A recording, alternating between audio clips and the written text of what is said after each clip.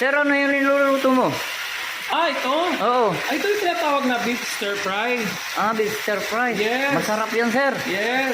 So, ang gagawin mo dito is, i-marinate mo lang yan ng lemon and konting salt and paminta. Then, pagkatapos niyan, lagyan mo lang siya ng cornstarch. Then yan, iprito mo siya. So, lagyan mo lang konting mantika. Yan, alawin lang siya hanggang maluto. Kasi ito siya, magandang klase na baka to siya. Yan. So, madali lang yun siya maluto. So, ayan, may naluto na ako na beef stir fry. So, para mas masarap lalo yan, lalagyan pa natin ng toppings yan na bawang. So, ayan yung ating napakaraming bawang. Ilalagay natin is yan.